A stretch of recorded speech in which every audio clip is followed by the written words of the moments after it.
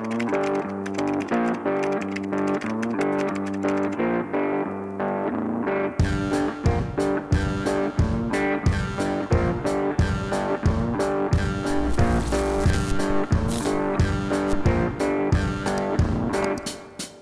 right, I'm getting ready to go meet with Ethan, my mechanic friend. He's got an interesting project today. He's going to take apart the seacock valve through the through-hull of his boat that's a couple docks over. Over here at Ethan's boat, we're going to check out what he's doing this project today. Or attempting to do. So I was in the process of making this sort of my project boat, and while I was examining stuff, I realized that one of the backing or the spacer for the through-hull is actually cracked. And also it's a common deal with those through-hulls that the wood that they use to back the nut, the tightening nut on the through-hull, absorbs water and then it degrades. So I'm going to show you my situation right here, and what I'm going to attempt to do is with the coordination of a diver, we're going to plug the hole from underneath. He's going to hold the through-hull in position with this tool that would go into the groove, and I'm going to remove the seacock valve and then back up the tightening nut, remove the old degraded wood and put this one in its place. Now this is basically something that I purchased from a local marine store. It's two of these glued together with 4200, and what I liked about that is it comes pre-drilled for the size of the through-hull, and it's also epoxied wood, so it has some epoxy in it, will help with slow down the degradation of wood. And I went one step above and put a coat of 4200 on it. As you know, I like diagrams, especially for newbies out there who may not be familiar with some of these boat parts. So here's what we're dealing with today. Here is the bottom of the boat and the ocean water below. Here we have a through-hull fitting. Seawater goes through here, and the flow is controlled by a valve, which I'll show you in a moment. More important for today's project is this spacer or backing plate here. It provides strength to the through-hull fitting as it goes through the fiberglass hull. Holding all of this together, in addition to a strong adhesive, is a tightening nut here, which will also play a major role in today's project. Connected to the through-hull fitting, you have a ball valve that you can control from inside the boat to let seawater in or out. Now today we need to plug the bottom of the boat here so water doesn't gush into the boat while working on these components. Okay, let's continue the project. Again, you work with a diver, or you can do it by yourself. You would go into the bottom of the boat, you would put in some type of a bung. I kind of like these ones versus the wood ones. Obviously we have an emergency pump set up in case we take too much water. And I have more bungs here that I can seal it up from this side if things go out of hand. But yeah, we've done that multiple times. You can replace seacocks and through-hulls, even through-hulls in the water. And you could actually have adhesive that would work underwater? Yeah, so most of these marine adhesives, they can actually cure in the water as well. Now, how do you, if you were plugging it underneath, how would you also use the tool to hold it in place at the same time? Does that make sense? Yes. So initially we would first see if it comes out without, once we put the plug, we'll see if it comes out without actually spinning the through-hull. The only reason we would use this tool, and you're right, once we use the tool we cannot plug it from underneath. The only reason we use that is to prevent the through-hull from actually spinning and then breaking the adhesive that's already in there. Yeah. And we are going to apply some new on our side of things. But yeah, if he puts this in, then again he restricts the flow a little bit. A little bit. It's still going to have a little coming up. It's not going to have that 1 inch diameter of a water flow that we would have without this tool. Everything, you know, we're hoping that it's going to work. If everything's going to go a little bit south, then we're just gonna resume putting back the old one and then plan, you know, either a new strategy or take the boat out of the water if that's the case. But we're hoping that everything's gonna work well. Now also ABYC regulations say that every through-hull has to withstand a 500-pound pressure for 1 minute, lateral pressure. So imagine on the highest point of the seacock. So imagine if someone would fall and actually press this across in a lateral way, it's not going to break through the through-hull. So I'm going to sit this in and put it on the lower nut that holds the through-hull in place. And then I have this, which is also sort of a special pipe wrench. As you can see, it doesn't have the teeth here, so it doesn't actually scratch the metal. Just put it in over. I'm Ludio, diver. Been doing this for 8 years. Helping Ethan with his jobs. Always something new. It's kind of fun to see. Yeah. No more than just the boring scraping bottoms. So put this in the through-hull, pretty simple.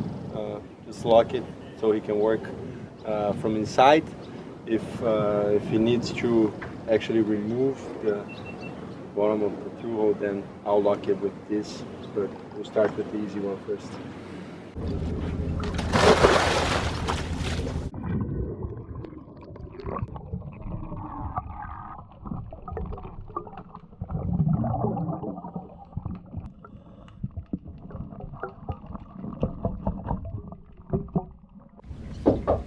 Good.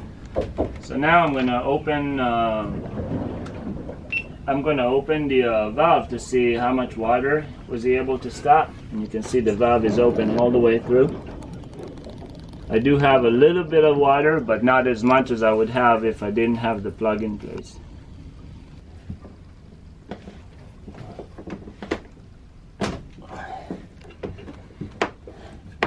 So it twisted without the other thing twisting? The other thing, so I've put the lower wrench to stop the nut from turning, and I put it against that engine mount right here. Okay. So once it turned a little bit against that engine mount, it stopped turning. It's rubbing against that engine mount here. Yeah. So let's just take this off.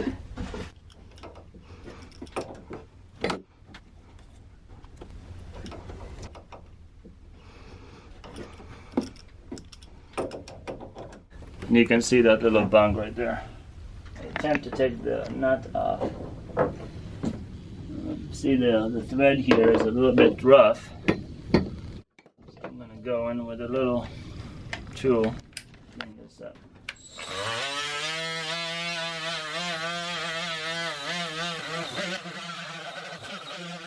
Really clean the thread enough so when we try to back this out, see how it's turning the entire thing. So now you gotta he's gotta hold it down there? Yeah, it's either that or I'm gonna put something on this, but if I put something on it, I'm gonna scratch the thread. So yeah, I'm gonna have him basically pull the bung and try to hold it with that little tool. And you can see where that tool goes. You see on this side and this side how it has that little notches. Mm-hmm. Oh yeah. Okay.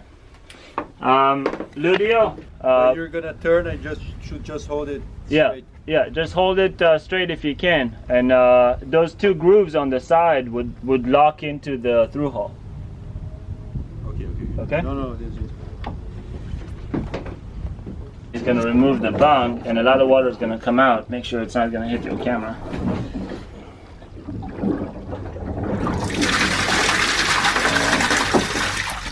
Now we put that tool in. I can actually hold it until he gets a good grip of it.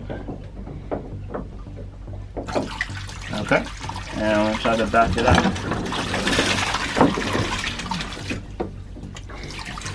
It's kind of hard for him because he doesn't have a way to support himself.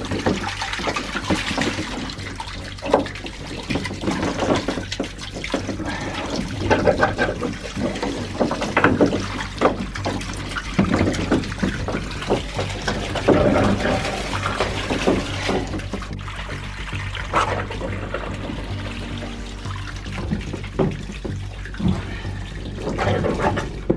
let's call him out.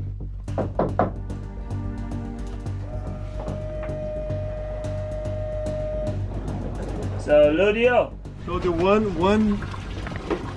one is too small, just goes through right in, and the other one just doesn't make it past the entrance. Yeah. Because it won't lock inside here. Okay. You only get such angle like this. This level here doesn't go in at all. So ideally, you're saying that if I could, Like this is just right, but yeah, but if I could kind of sand this little area. yeah. Okay. Well, it's going to be hard to do it now, but I'll do it for next time because it's a standard size, and I'll just go ahead and sand this out a little bit, so it's going to match most of the through-hole.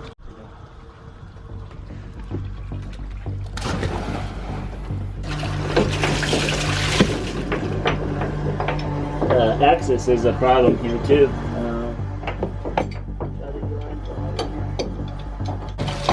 The whole thing coming. Can you feel grooves from the top part here? Yeah, I can feel the grooves from the top. What if you try to plug Yeah, it I from the can top? probably put it from the top and try. And then maybe you had more leverage to hold it with something. Yeah, let's call him up.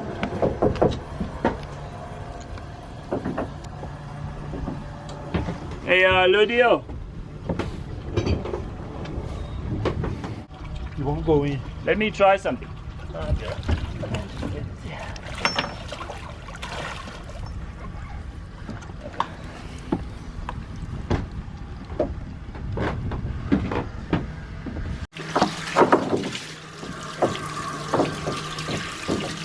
Yeah, I know that the grooves are there, and you see what's happening is that diameter is a little bit too big to fit inside this hole. Wow. That's not good.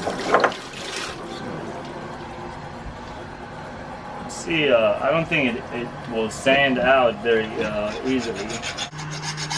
It's doing something, it's just going to take a while.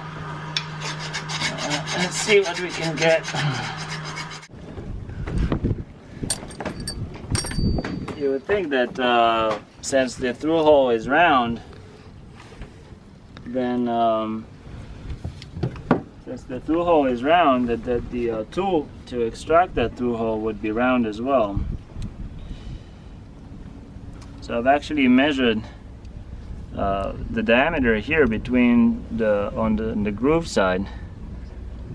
I'm coming up with 29.16, and then I'm measuring the diameter on this. I'm coming up with 31.48, so it's not really symmetric. So I'm just gonna try to kind of round it up a little bit.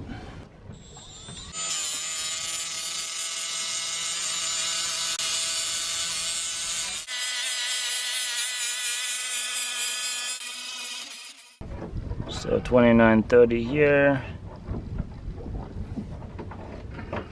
30.7.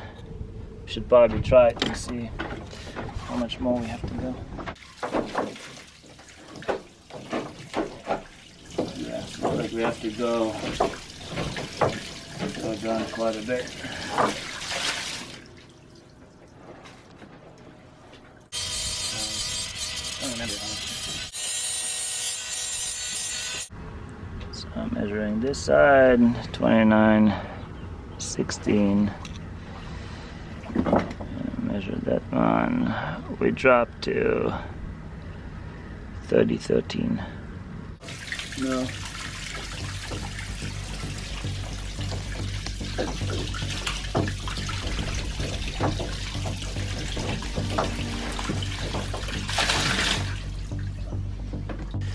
I want to see something.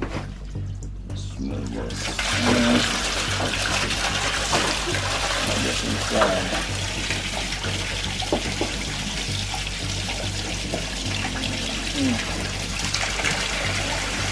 Something like that. Like something that was like, you know, like that. Yeah, like a handle. Or even that other smaller one, I have a few of those. That's actually That's good? pretty good. Oh, wow. Great idea. It will not block the water, but it will definitely work. Saludio.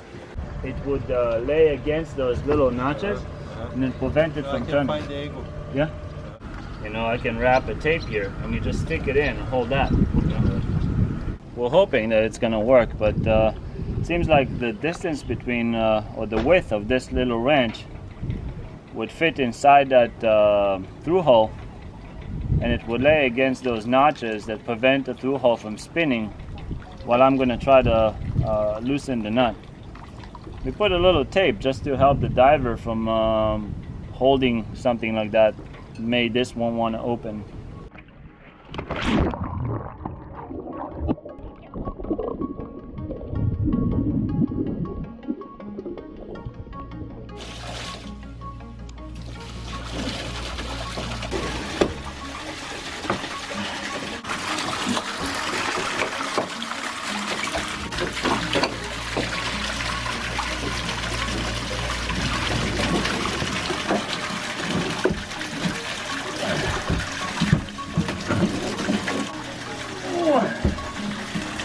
Nope. Yeah, it's just too stubborn and So I was able to fit this perfectly in the slot to hold it. So that was using my floating weight to, you know, to push it up, like with my legs against the keel, just to get a, you know, a firm position, like crank like this. And you know, I guess you wouldn't be able to get the grip and turn on the inside. I saw it moving a little bit, but. Now what's your plan?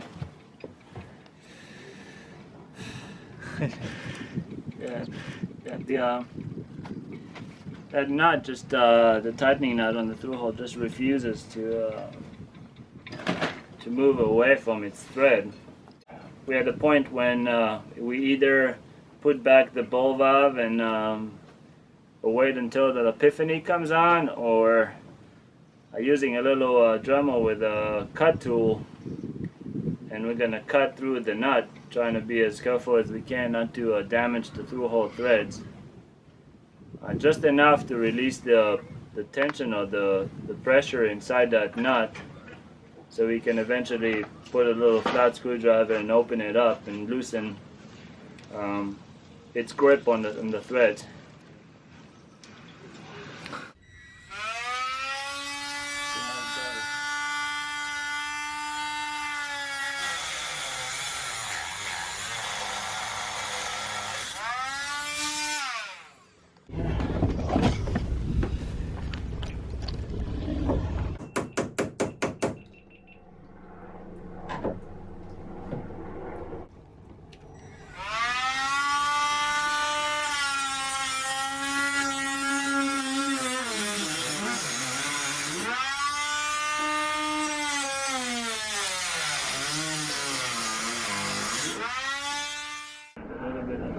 Persuasion.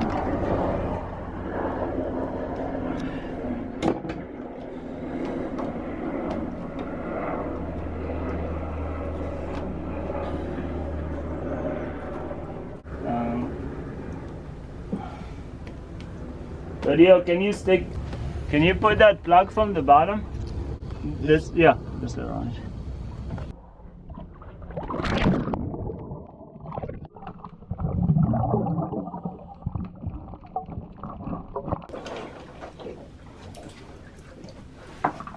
Beautiful.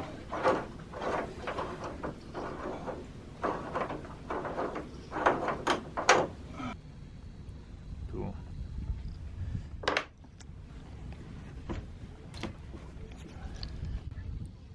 Mm-hmm.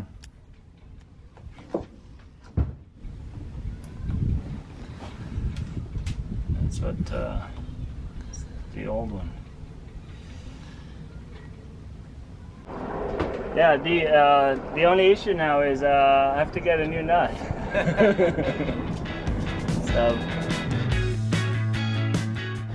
So we ran over to West Marine and we're going to look for the nut replacement or maybe a through-hole replacement.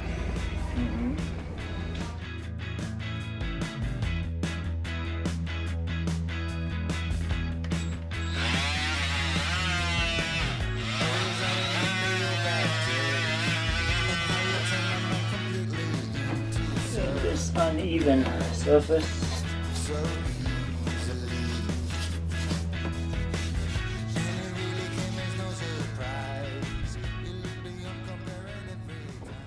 So we're just gonna put 4200 now around the Thru-Hull, and then the new spacer plates, and obviously a new nut. And then once we finish with that, we'll put the ball valve on, and we can also coat it with Tef gel. So what happened here is not going to happen again. When we're going to use Tef gel to eliminate this being stuck on the Thru-Hull. Some people would actually use adhesive, such as this. I'm not a big fan of that. I understand how the adhesive is going to seal the area, and it's going to be sort of an install that you can forget about. But I think Tef gel is going to be good enough to do that, because we're not counting on this to seal the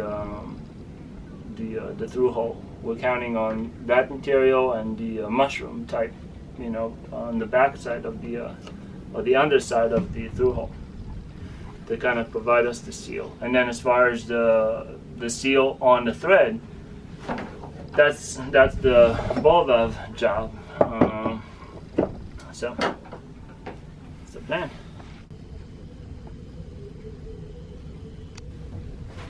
Bead.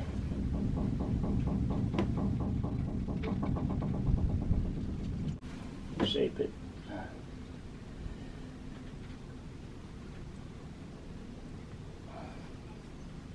And I'll be a little bit more generous.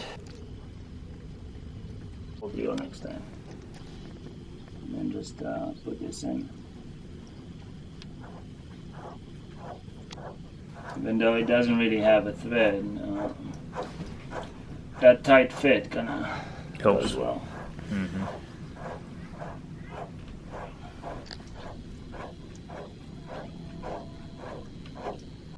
So now I'm putting the new nut back on the Thru-Hull, but I'm going to coat that nut with some Tef gel. I trust this stuff to hold it in place. I've put some on the inside, and I'm putting some on the thread itself.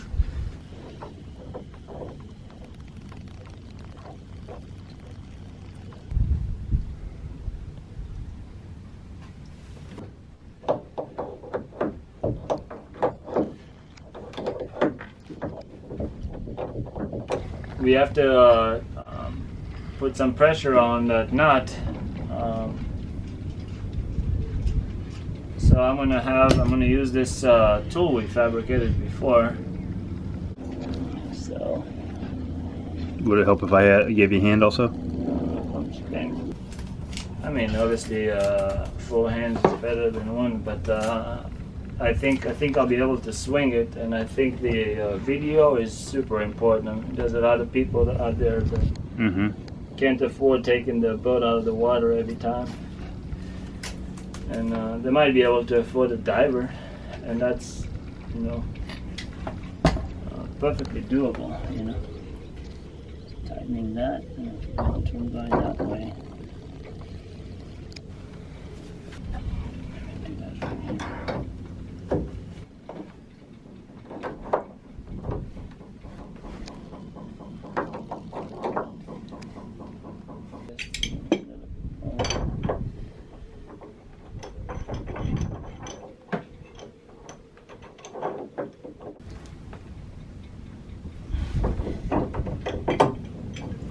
Pretty comfortable with that.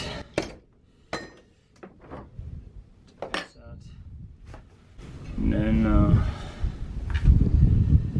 for putting the ball valve on in the threads, put some Tef gel right here. Be generous.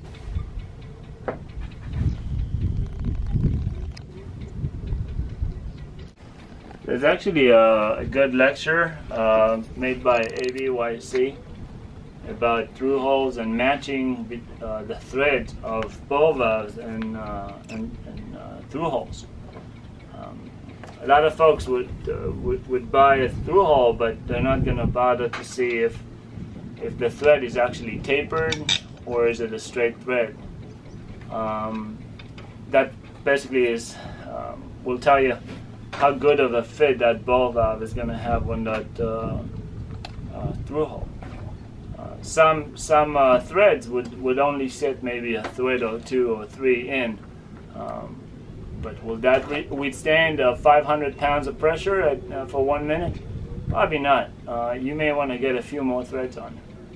So assuming that the threads are clean on both sides, that ball valve should go a few turns on that Thru-Hull.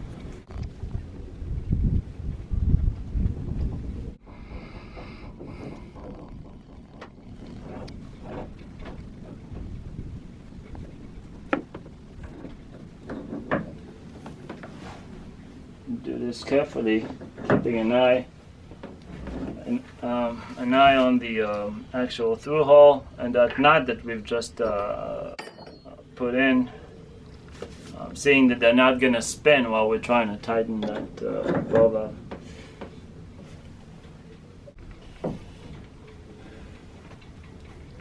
Just giving it a little bit more to kind of line up the valve handle, because if I was pointing this shaft, the ball bearing shaft here, the ball valve shaft right here, I may not have the ability to close the valve.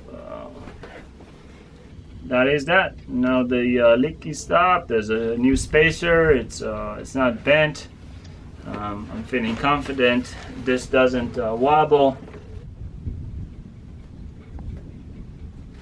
And last thing is to put the handle back. So again, since I'm putting the handle on this little thread, I'll just use Tef gel. Get the handle on.